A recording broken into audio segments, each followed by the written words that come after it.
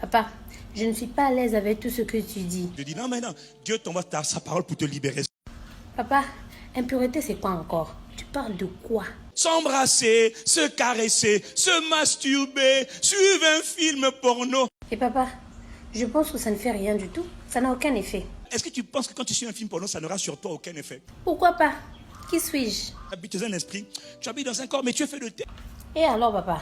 Fais au moins la langue de bois. Je ne ferai pas la langue de bois, je prêcherai la parole de Dieu. Hey! Donc je dois arrêter avec des caresses. Tu arrêtes tes histoires de caresses là. Mais je suis en Christ. Dieu est miséricorde, non? Tu ne peux pas être en Christ. Il dit aucune impureté ne doit être nommée parmi vous. Dommage alors. Ouais, c'est ça.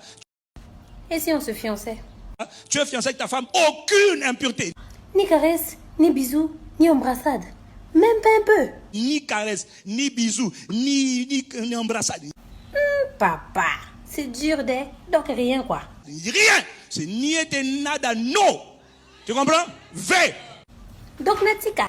Tika. Mais papa, vraiment là, tu gâtes mon business. Je sais que je suis en train de gâter ton business. C'est pas grave. Mais tu le gâtes quand même. C'est pour te sauver. Ok papa. Donc l'impureté c'est seulement ça. Embrasser, bisous, caresses. Il parle aussi des pensées impures. Ouais. Mais c'est quoi encore les pensées impures, papa? C'est ce que tu entretiens qui n'est pas sain et tu le sais. Non, je ne savais pas. Ou encore je ne suis pas consciente.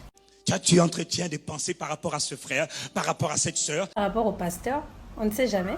Personne n'a de pensée pour le pasteur. Personne. C'est sûr ça. Je te juge moi-même si tu as des pensées sur moi. J'ai seulement dit. Je te juge au nom de Jésus. Tu te repens. Ah bon? Mais papa, tu n'arrives plus à parler. Le français est parti, même l'ingala aussi n'arrive plus à sortir. Donc papa, les pensées impures c'est quoi? De l'impureté. Est-ce que j'ai le droit d'avoir des pensées impures? Tu n'as pas le droit d'avoir des pensées impures. Qu'est-ce que je fais? Repens-toi et refuse les pensées impures. Est-ce que tu as entendu de quoi je parle? Oui papa, mais pourquoi tu dis ça?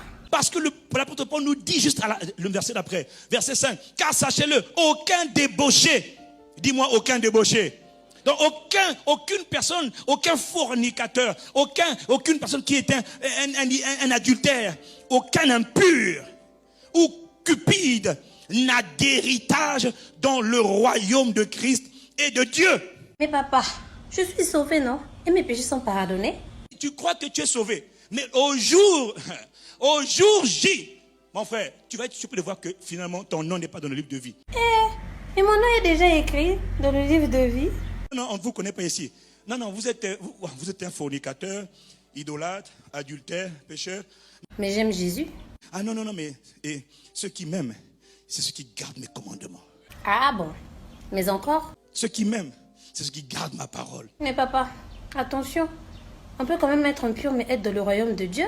Il te dit, verset 6, que personne ne vous séduise par de vains discours, car c'est à cause de ces choses que la colère de Dieu vient sur les fils rebelles.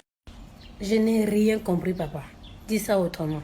Autrement dit, ne cherche pas à t'embrouiller, à raisonner, à te faire des idées. Ce que Dieu dit, il le dit. Papa, donc si je comprends bien, je peux être sauvé et perdre le salut si je continue à entretenir des pensées impures.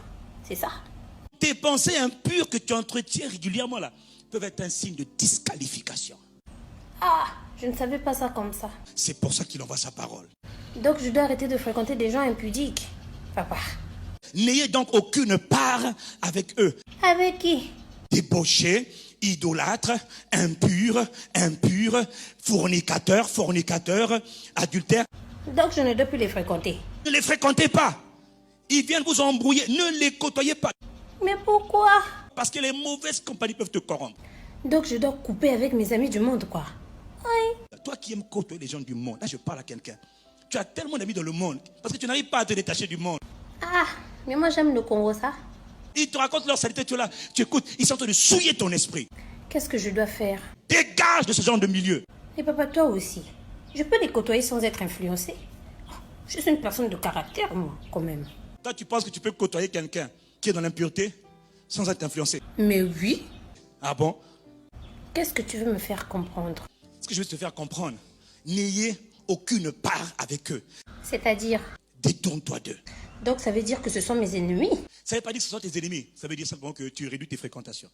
Il y a des dangers à cela alors. Oui, il y a des dangers même majeurs et graves. Voilà pourquoi il te dit de fuir les passions de la jeunesse. Il ne faut pas résister, il faut fuir. Tu as compris que il faut fuir. Il ne faut pas résister.